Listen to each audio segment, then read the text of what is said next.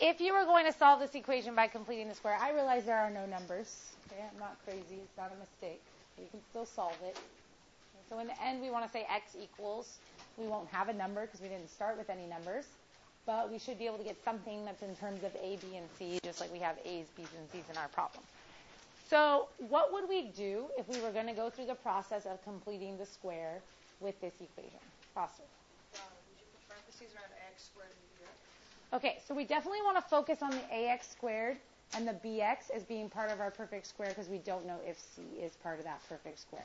So rather than just putting parentheses around it, since I'm solving and I have equals 0 on the other side and not just equals like y, I will move the c out of the way over to the other side. So I will subtract c from both sides. I will then have this.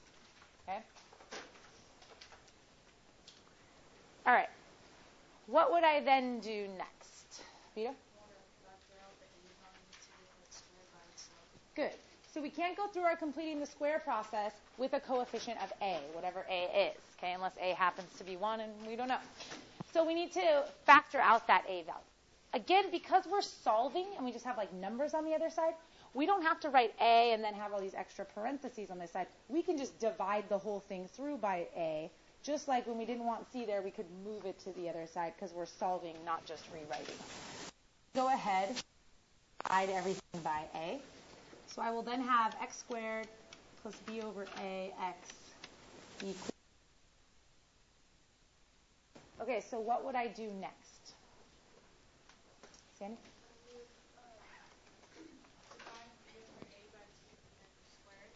Good. So we want to focus on this coefficient of this like middle term with x, b over a. We want to divide that by 2 and square it. So let's think through that. b over a, if I'm dividing it by 2, that's the same thing as multiplying it by 1/2, and I want to then square it. So that's going to be b over 2a squared, which is going to be b squared over 4a squared. Okay? So the amount that I'm going to add to complete the square is going to be b squared over 4a squared. Okay? So I'm going to add that amount to this side. Yeah, Ian? Yes. Okay. And then I'm going to add it to the other side. All right. Now remember, your purpose in completing the square is to create a perfect square. So almost always, the step after you make the perfect square, your next step is then to factor that as a perfect square because your entire purpose was to reformulate this so all the x's are inside of something squared. Okay? So if you're always like, I did this and now I don't know what to do, if you completed the square, you should then factor it as a perfect square. So in here, the factors are going to be x plus, because this middle term is positive. What's going to be right here in my factor? What's the second term? Joseph? Good. b over 2a. The amount that was squared in order to get b squared over 4a squared. On the other side, in order to add the two fractions together, I need a common denominator. So if I multiply this first fraction's denominator by 4a, I will just like the second fraction. So then I need to repeat that in the same problem. And so my numerator becomes negative 4ac. So now I can add these two fractions together. They have a common denominator of 4a squared. And my numerator is negative 4ac plus b squared. And just to make it more familiar, like if you guys heard what Ian said, what's coming, okay, I'm going to change the order of these, but it's the same thing. Just like 3 minus 5 is the same thing as negative 5 plus 3, I'm just changing the order. Okay?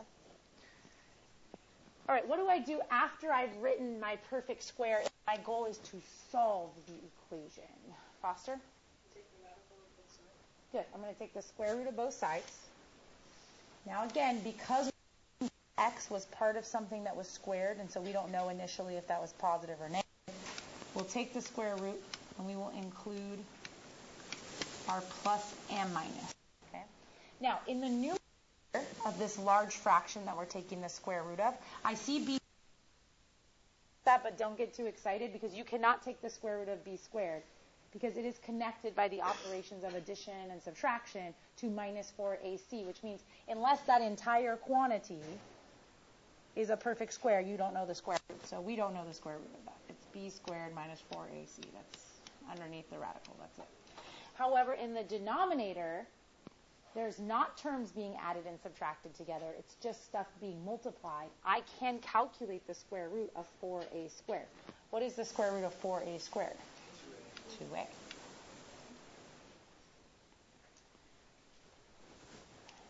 All right, so what is the last thing I need to do to get x isolated and alone?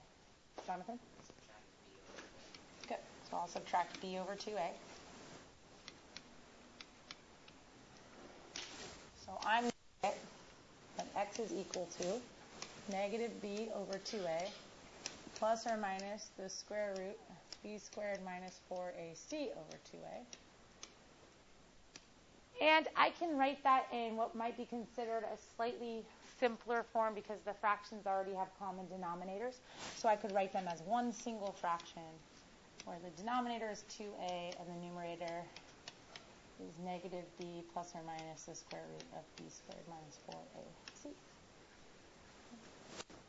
So as Ian pointed out earlier, yes, sorry, Joseph? Because I took the square root of both sides of an unknown quantity squared. So remember the idea of if I said x squared equals 16, you don't know if this x was positive or negative, so you need to include both. So same idea. X was in here being squared and working out to be that. We don't know if it was positive or negative originally, so when we undo the square, we have to consider both possibilities. Okay? Other questions? All right, so what did we just create? Quadratic formula. So if you forgot the quadratic formula, label it, box it, put beautiful little stars around it, whatever makes things stand out to you that are important and you need to remember. So another thing you should notice is, did some guy just be like, you know what? You called these things A, B, and C. We got to have a way to solve them. I'm going to put together this really funky formula where people just plug stuff in, and I'm going to say those are the answers. No. Otherwise, everything wouldn't work together so nicely where, like, oh, it crosses the graph on the x-axis at exactly these things we called the solutions. They wouldn't fit that way. But if an equation wasn't factorable and you didn't know the quadratic formula, the only method that you would have that solves any equation is completing the square. But does completing the square get messy when we do it? Yeah, like we saw last time, right? Some of the numbers were like, really, missed all factor out of 2, and there's a 7 there, and then you want me to take 7 over 2 divided by 2 and square it. Like, you just have to get real friendly with fractions, right? So maybe someone saw the same thing you guys saw. This is annoying, right? But I need this process because if it's not factorable, how else do I solve it? I have to do this. Well, what if I could just take these steps and package it really nicely for people and say, here's what you're doing when you're doing all those steps. And that's what they did when they made the quadratic formula. They said, here's the general gist. You're doing all these things. Here's what it looks like if you do it all in one step together. So quadratic formula and completing the square are both tools that can solve any quadratic equation. Okay? We lean towards quadratic formula, probably the same reason it was created, right? It was created from completing the square because you get tired of completing the square with all those numbers and walking through all those steps. So this does it for you all at one time. Okay? All right, so now we have to make sure we can use it correctly. So we're just going to look at two things today, about half of this lesson. We're going to look at using and simplifying quadratic formula by hand. And then we're going to look at using and simplifying quadratic formula and getting a decimal value in the calculator so that you can enter it in correctly. You would be surprised, but most people, if given the quadratic formula calculation, go to enter it into their calculator, make an error in entering it into the calculator.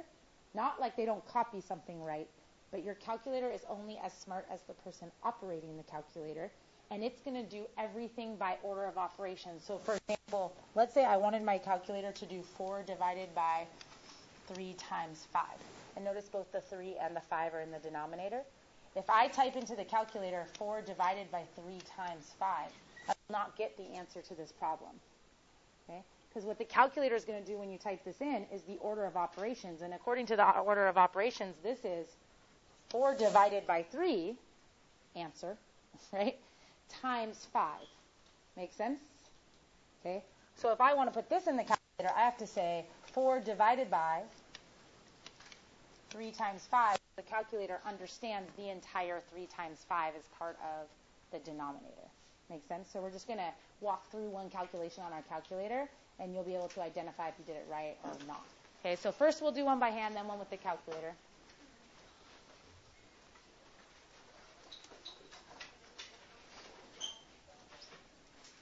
One by hand, we are going to leave the answer in its exact value form. So let me be specific about these words, exact value. So oftentimes you guys think like exact value is the decimal that the calculator gives you, but that's not correct. Like if you put in square root of 2 and you press enter on your calculator, it'll give you a decimal and you'll see an end to it. But you would be rounding the number if you wrote that decimal down. Square root of 2 is the exact value of the number. That is the exact value, okay? Can't be simplified further, and if you're writing it in decimal form, you would be rounding it. So here we're going to be working on exact value, and we're going to simplify by hand. If we're going to use the quadratic formula to solve, we need to be able to identify a, b, and c. And remember, those come from having the quadratic in standard form. Ax squared plus bx plus c all on the same side of the equation.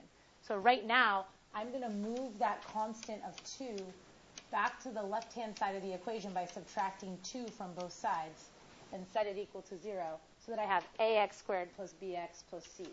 So my a is 5, my b is negative 2, my c is negative 2. And then I would go ahead and use the quadratic formula to calculate my answer. So I'm going to give you guys a couple minutes to start on that. You've seen the quadratic formula before. So just to kind of remind yourself what questions pop into your head when you're using it. Are you totally proficient at it? Do you have a couple questions? Excuse me. Okay. So I'm going to be very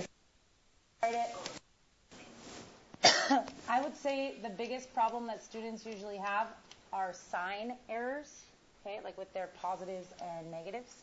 It's not that they don't know the quadratic formula. It's that they do the arithmetic wrong. Be very thorough.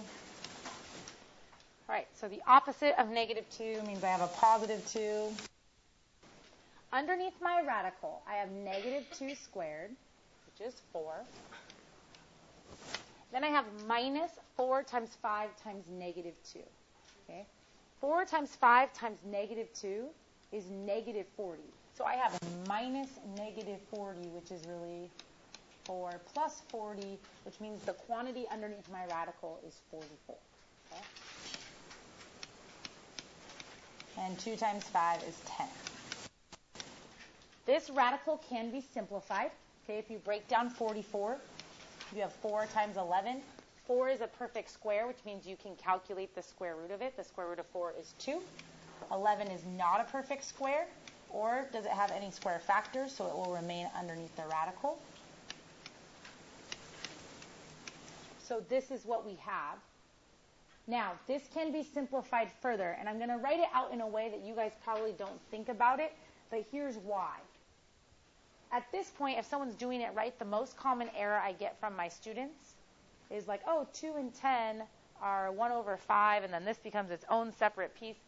So I want you guys to remember, if you were going to simplify something like 2x plus 6 over 8, okay? What you would do is really what you're thinking is there's a factor of 2 in the numerator, and there's also a factor of 2 in the denominator, and that's why it's able to cancel. And this 2 came out of both of these terms here, and this denominator had to have that factor as well. So really, this can only be simplified. It can be written lots of different ways, but as far as dividing things by a factor, we generally only do it if both of the terms in the numerator have some common factor that also exists with the term that's in the denominator. Okay?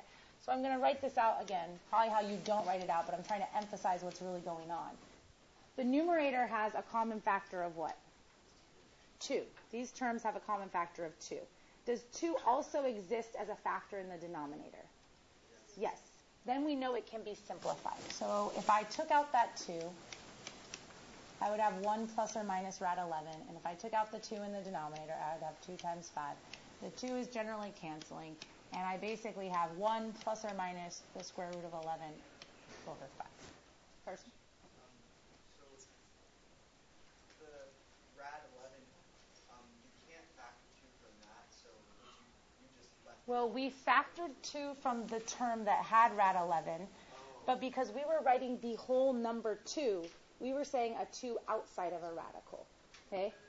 I can't factor a number from inside the radical unless I write it inside a radical. 2 outside the radical is the same as 4 inside of the radical. But there was nothing that we were looking at underneath a radical here. So if we were trying to find a common factor, numerator and denominator, we were looking more for a whole number, not something within a radical. Xander? What is this equation for? The intercepts, the solutions. Okay? So when you're done and you found this, okay, this means that my quadratic has how many solutions? 2 solutions. Okay?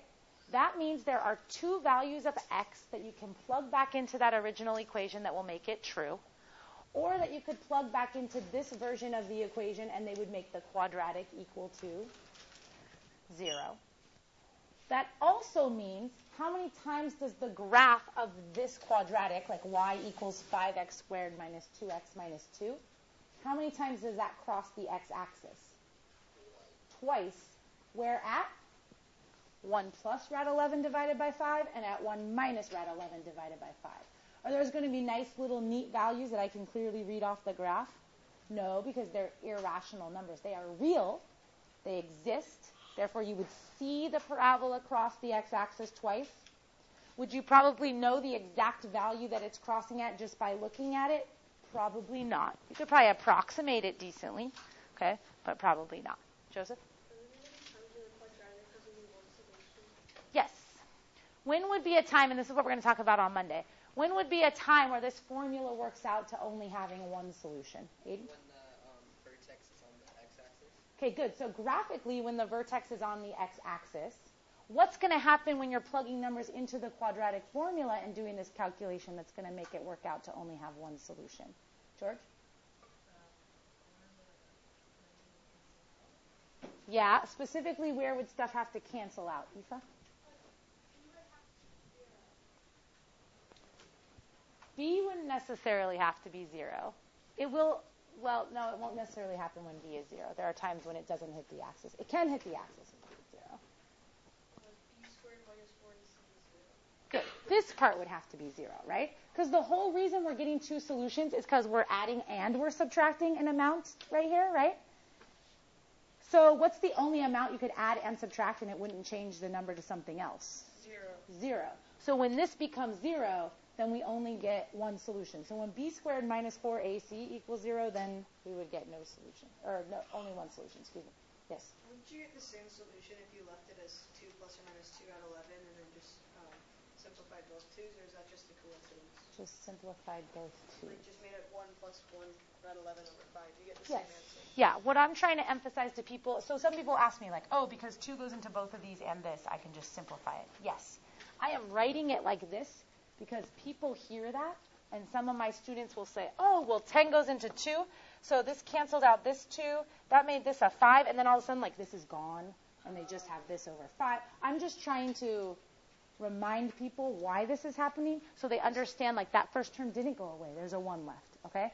No, you cannot just simplify part of it and leave stuff there because it had to factor out of both of them. So I'm just trying to be very deliberate in making sure everyone understands how to do it correctly, okay? All right, any other questions about using this formula by hand? Okay, so let's look at the calculator a little bit. So here's a problem where we are selling wrapping paper for a fundraiser. Sure, my son just did that. I should have brought it in. Maybe some of you guys would have wanted to buy some, right? All right, so here's our equation. P, which they say stands for profit later, is equal to blah, blah, blah, blah, blah, with x's in it, okay? And x stands for price per roll of paper. Then it says, what is the smallest amount in dollars you can charge per roll of wrapping paper to make a profit of $1,500? So what do I need to start this problem? Mathematically, what am I going to do with their profit equation, with this $1,500 to set something up that I can then go forward with and do some stuff to? What do I need to do? Ella? Good. So the first thing I want to do is put $1,500 in for P. I'm not looking for, like, any profit right now. I really want the profit to be $1,500. So if I put $1,500 in for P, my equation then looks like this. And then they're asking me, what is the cost that you're going to charge per roll, which in our problem, x represents that. So they're asking me, what is x? Okay? So to solve for x, I can use the quadratic formula because this is a quadratic. Okay? But if I want to use the quadratic formula, I need to set it equal to 0 so that I have my a's, b's, and c's all in their appropriate spots.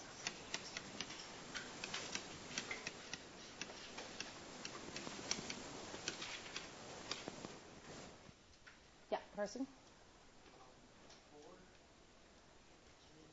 When we do the homework for this sort of thing, Mm-hmm.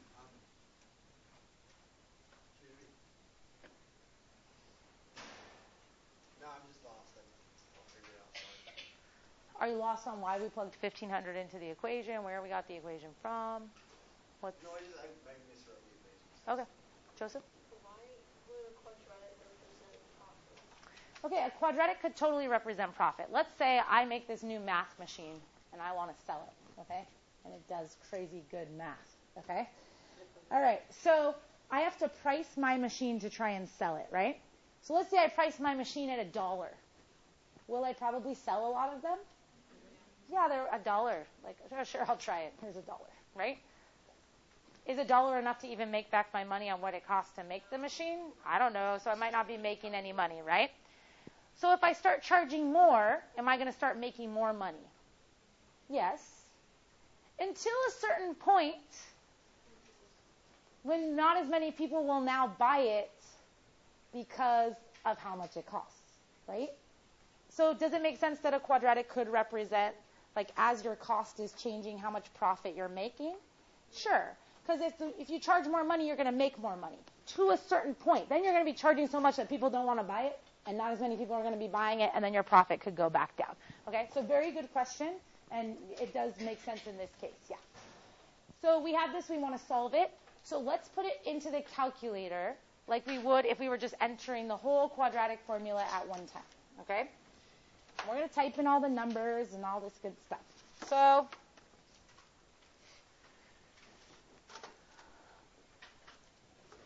all right, so when I go to type in my equation, first of all, I have a giant numerator with a bunch of stuff happening in it that I then need to divide by multiple things in the denominator. So first piece of advice, you have a giant numerator. If you're unsure, you better put parentheses around that thing. Okay, if you just type in the first number and then put plus, and then later on you do division, the calculator is going to do the division before it does addition because that's what order of operations says. So you better sandwich your whole numerator all together inside some parentheses, okay? So then the formula says negative b, so negative 280. We're just going to do the plus one right now, but I'll show you a quick way to do the minus even on the keyboard. Plus the square root. Now, one of two things will happen in the calculator. Some of you are lucky like I am currently, and the square root actually draws a square root and puts you underneath it. And so you know that whatever you type underneath there is part of the square root, okay? How many of you don't have that? Okay, extra parentheses. Don't worry, my personal one doesn't have this either, okay? So if your square root goes, it puts parentheses for you, right? You're just going to have to put an extra set of parentheses at the end. So if you have this, you're going to do b squared minus 4 times a times c. And then you're going to have to close the parentheses to say that's part of what was under the radical. Those of us that are actually typing underneath the radical, we are not going to need this one extra set of parentheses because everything else is already literally under the radical, and the calculator understands that then as a built-in set of parentheses. So let's finish typing that in. So b squared minus 4 times negative 6. Make sure when you want a minus, you're using a minus button, and when you want a negative, you're using a negative button. A, C.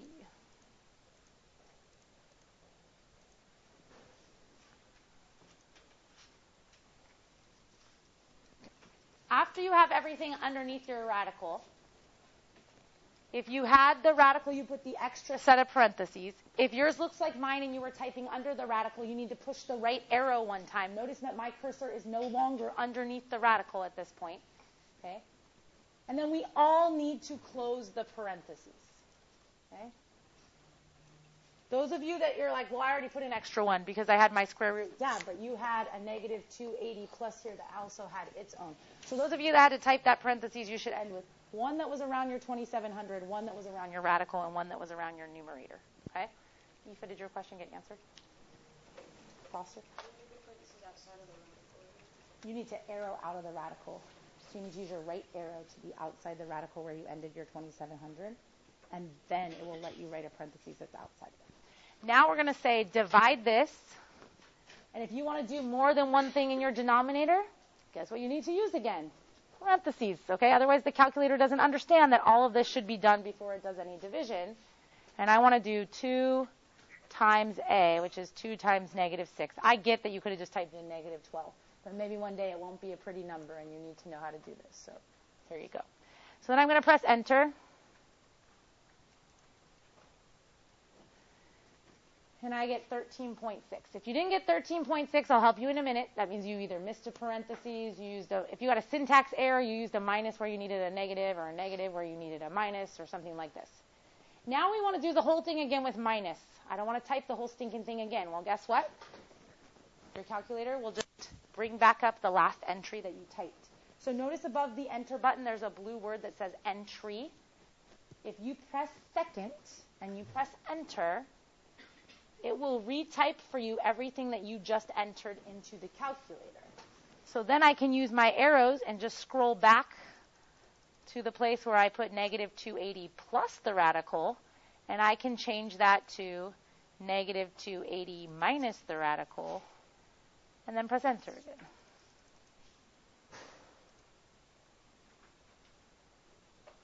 If I just type a minus over my plus, it replaces it. I press enter, and then I get 33.1.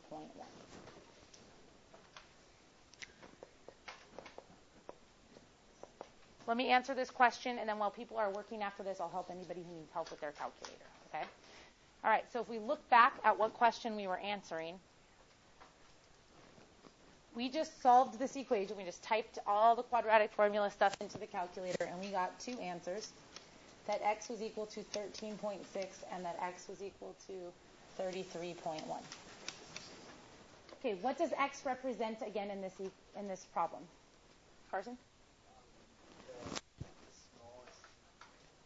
It represents the price. Good, it represents the price of the roll. So if I want to make $1,500, they are telling me the solution to that is to either charge $13.60 per roll or to charge $33.10 per roll. Okay?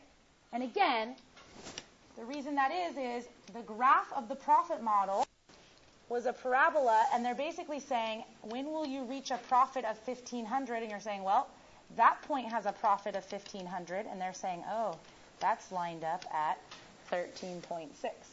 Well, there's another point on this parabola where you'll reach a profit of 1,500. That point's lined up at 33.1. Okay? So if I charge $13.60, I won't be making as much money on each roll, but I'll probably sell a lot more rolls than I will if I start charging $33.10 a roll, right? Then maybe only your parents will be writing the wrapping paper from you, right? So here it asked for the least amount of dollars we could charge and make this amount. So we're going to choose only the 13.6 solution and say that we should charge $13.60 per roll.